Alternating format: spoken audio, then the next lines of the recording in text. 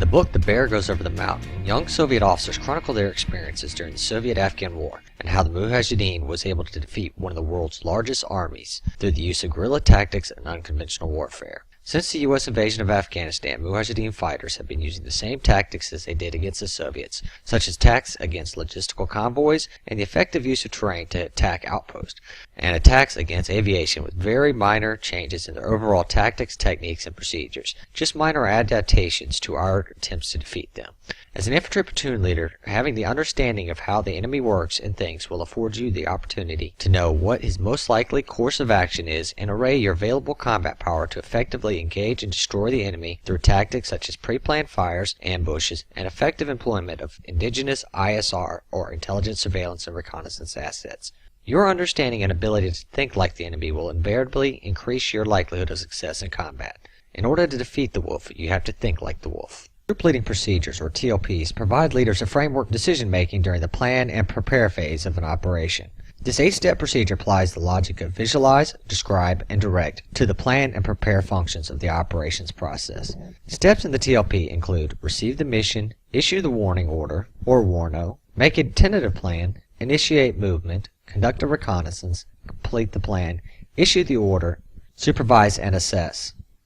Making a tentative plan is TLP step number 3. In a time-constrained environment, an infantry platoon leader typically develops only one course of action, or COA. However, as time permits, you can develop as many courses of action as you like for comparison purposes. You begin TLP step number 3 after you issue your own warning order, and after you have received the higher headquarters' third warning order, or until you have enough information to proceed. You need not wait for complete operations order or op order before starting to develop your own tentative plan. TLP Step 3 mirrors the 5 steps of the Army planning process. Analyzing the factors of MET-TC is a continuous process. Leaders constantly receive information from the time that you begin planning through the execution. During execution, your continuous analysis enables you to issue well-developed fragmentary orders or fragos. You must assess if the new information affects your missions and plans. If so, then you must decide how to adjust your plans to meet these new situations. You need not analyze the factors of MET-TC in any particular order. How and when you do so depends on when you receive information, as well as your experience and preferences. One technique is to parallel the troop leading procedures based on the products received from the higher headquarters military decision-making process, or MDMP. Using this technique, you would, but need not, analyze the mission first, followed by terrain and weather, the enemy, troops and support available, time available, and finally, civil considerations. The third factor in MET-TC to consider is the enemy. You as platoon leader should analyze the enemy's dispositions, compositions, strengths, capabilities, and most probable courses of action. On the modern-day battlefield, the line between enemy combatants and civilian non-combatants is sometimes unclear. This requires the leader to understand the laws of war, the rules of engagement, and the local situation. Analyzing the enemy answers the question, what is the enemy doing and why? You should also answer, what is the composition and strength of the enemy forces? What is the location of current and probable enemy positions? What is the enemy's most probable course of action? You can use the mnemonic draw D to help you remember their possible actions. Defend, reinforce, attack, withdraw, or delay. From information provided by our higher headquarters about enemy disposition, you should utilize this information to decide how the enemy is or might be arrayed. If the information is available, you should determine the force of echelon where the enemy originated, and then determine the disposition for the next 2 higher enemy elements.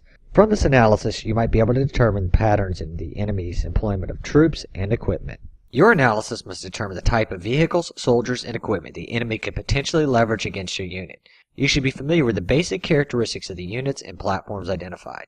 For example, of interest here, you will see conventional infantry forces armed with anti-aircraft weapons, specifically SA-18s, as well as a mortar team which is utilizing an 82mm mortar system. Understanding the capabilities of this equipment will help you in taking appropriate measures to negate or minimize its impact on your platoon. A valuable source of information on weapons systems is the WEG, or World Equipment Guide, which can be found on your AKO portal in the reference section. You should identify the enemy strength by unit. You can obtain this information by translating percentages given from higher headquarters to actual numbers in each enemy element, or from information provided by the Common Operating Picture, or COP. Here you should focus on the enemy forces that are on your objective or in your area of operations. The enemy most probable course of action, or MPCOA, includes those actions that the enemy will likely take in sequence to include key reactions to friendly actions. You should strive to paint a visual picture of the enemy's fight to your subordinates. Consider using the technique of stating the perceived or deduced task and purpose of each major enemy element. Discussion may include, but is not limited to, the following: enemy reconnaissance, objectives, likely changes to enemy formations, the use of air assault or airborne operations, reactions, counteractions, reinforcements of success, dismount, use of indirect fires, supporting attacks, and reserves. To identify how the enemy may potentially fight, you should weigh the results of your analysis of terrain and weather against a higher headquarters sit temp or situation template. The refined product at your level is a company sit temp, a graphic showing how you believe the enemy will fight under specific battlefield conditions. This sit temp is portrayed one echelon lower than that developed by the higher headquarters S2. For example, if a battalion sit temp identifies a platoon-sized enemy element on the company's objective, the leader, using your knowledge of both the enemy's doctrine and the terrain, develop a sit temp that positions squad-sized battle positions, crew-served weapons positions, or defensive trenches.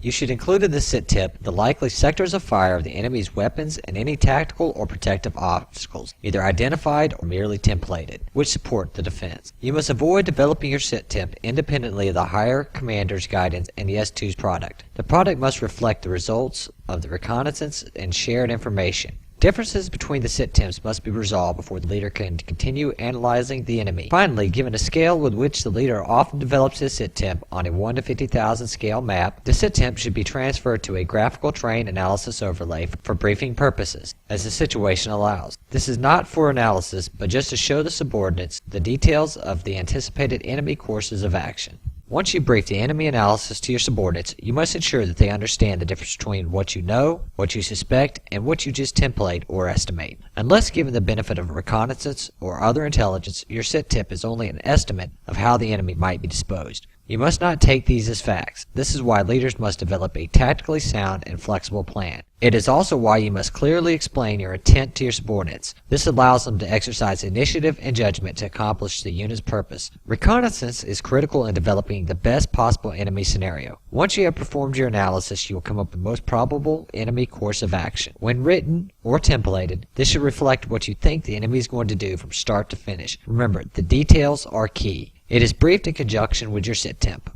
A doctrinal template, or doc temp, is the same thing as a sit temp without regards to terrain or weather. This includes obstacles which may be templated as well. This is a graphical depiction of the enemy's disposition based off their historical methodologies. For insurgents, this could be a little more difficult to template. However, consider a convoy attack. Take a few moments to watch this video, and as you do, quickly sketch a doctrinal template of how this attack occurs.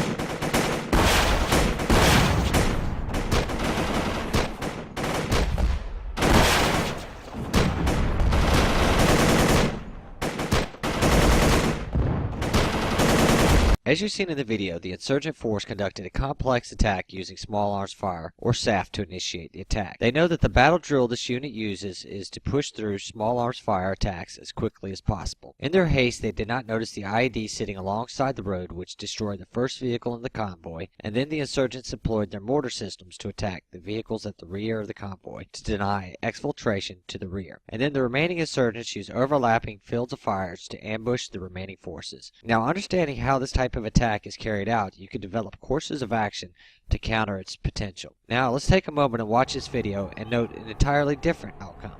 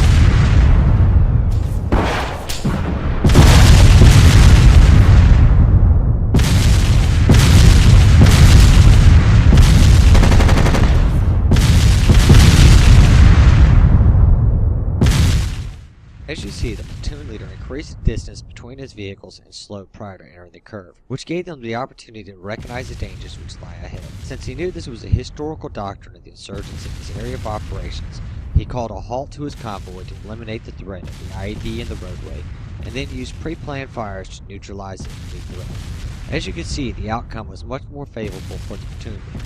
Simply by knowing how the enemy fights and thinking like the wolf, he was able to defeat the wolf.